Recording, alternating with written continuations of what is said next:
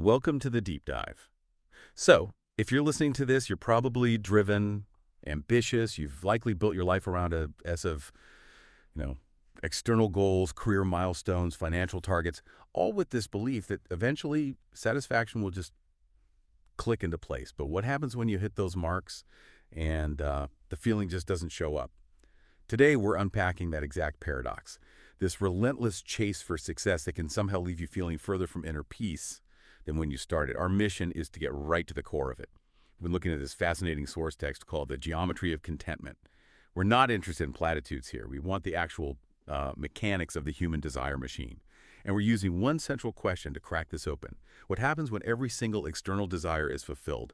Wealth, respect, comfort, but contentment, that one internal state, remains completely out of reach. That is the crucial framing. Because most of us, we operate under this flawed idea that success is additive.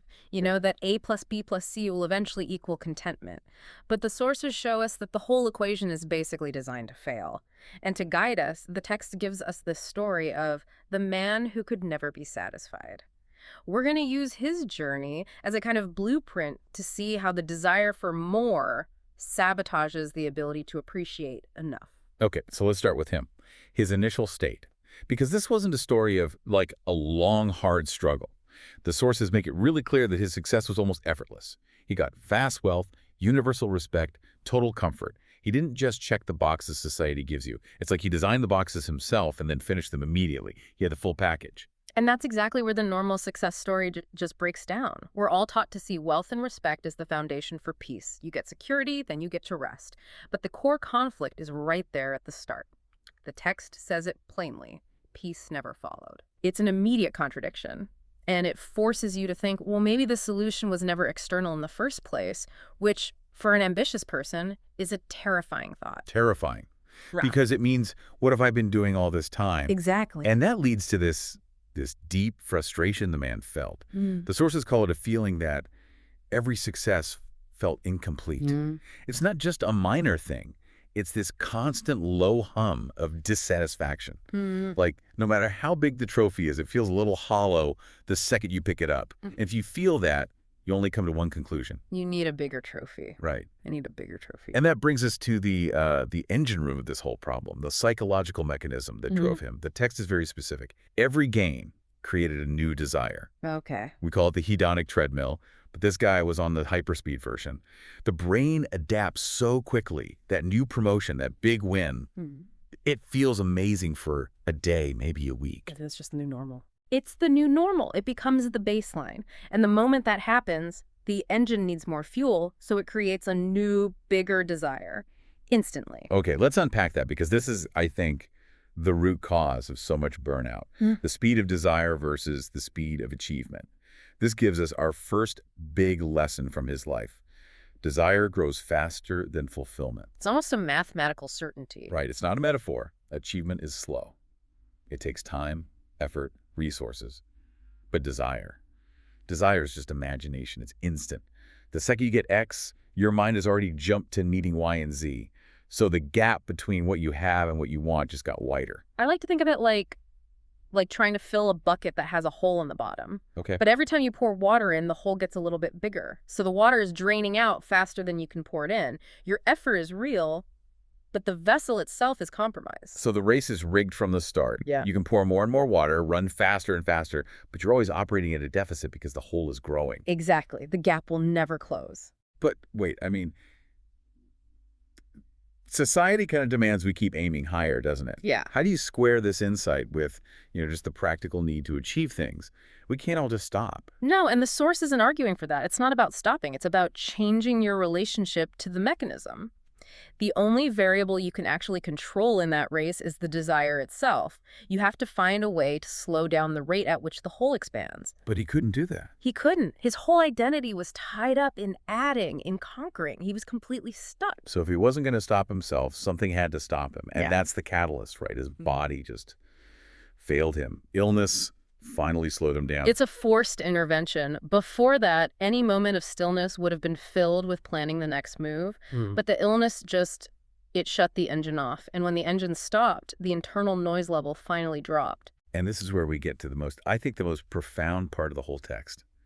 That forced stillness lets him notice things for the very first time, things he had been actively, completely blind to his whole life.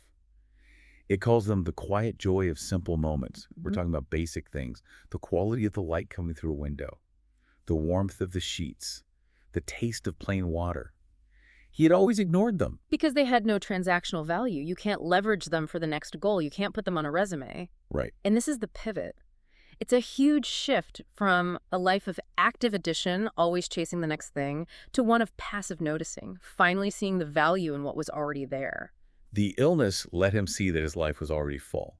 He was just too busy adding things to notice the fullness. That distinction, addition versus noticing, that's the whole game changer. Absolutely, and it leads to his ultimate realization, even though it came too late for him to fully use it. This is the core truth of the text. He finally understood that satisfaction is not produced by addition, but by recognition. Recognition. It's an internal choice to see the value in what's already here. Addition is an external chase for what's absent. When he switched his mindset from pursuit to appreciation, the entire emotional landscape changed. So how do we actually apply that, for us living our lives? The text seems to translate this big idea into two really practical life lessons. The first one is huge. Contentment is a skill, not a reward. Yes. If you treat it like a reward, you're always putting it off. It's something you'll get after the next big deal, after you get the degree.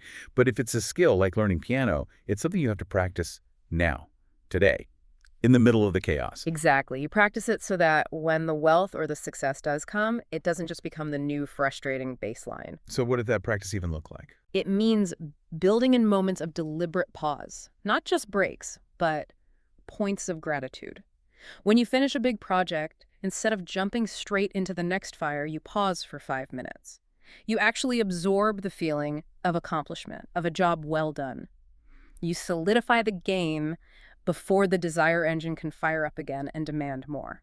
And that leads right into the second lesson, which is that peace is noticed, not earned.